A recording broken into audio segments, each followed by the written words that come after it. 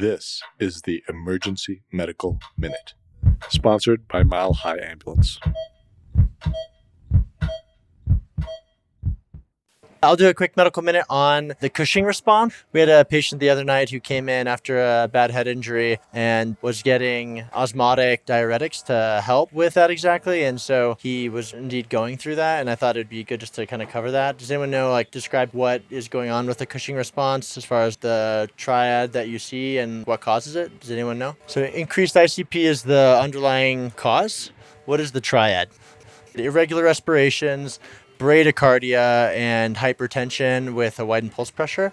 And so that's the triad to look for. Basically, you have increased ICP that is related to an increase in usually systolic blood pressure. That causes a parasympathetic response, which drops your heart rate. And so that's where the bradycardia comes into play. That is a sign of herniation, which is happening and is something that is very important to identify. And the treatment for it is what exactly? Do you guys know?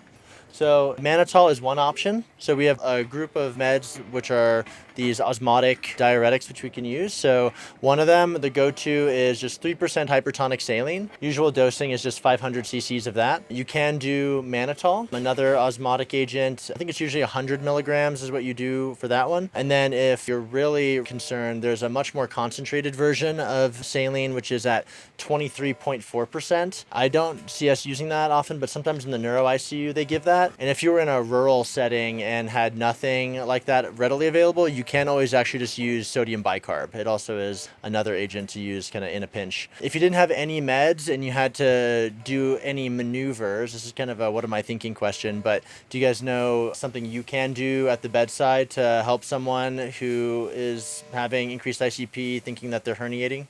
Something as simple as just raising the head of the bed, right? That's obvious and would be certainly indicated. Another one is if you don't have a cervical fracture, definitely getting rid of the collar. Helping drain the blood flow from the brain is another one. And then there's another maneuver you can also do that's kind of on the respiratory side. Do you guys know what that would be? So it's hyperventilating them. And the saying is that you hyperventilate on the way to the OR. I've spoken to some intensivists who have said that it can literally reverse it in the moment while you're bagging them. It can totally turn it around, but the moment you stop, they will almost re-herniate. It causes cerebral vasoconstriction and can save them very briefly in that short term. So again, you can hyperventilate them on the way to the operating room. So you don't want to necessarily be hyperventilating the intubated patient just at baseline. You just want to be ventilating them normally, keep them normocapnic. But if they are imminently herniating and time is of the essence, then you can bag them right away. A little kind of brief rundown of increased ICP, Cushing response, and some of the treatments for it. We'd like to thank our sponsor, Health One Continental Division, and Swedish Medical Center for their financial contributions to the EMM.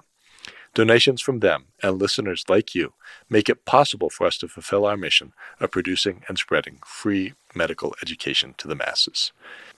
If you enjoy our show, please consider making a one-time or recurring donation to help cover our operational costs and keep the EMM awesome.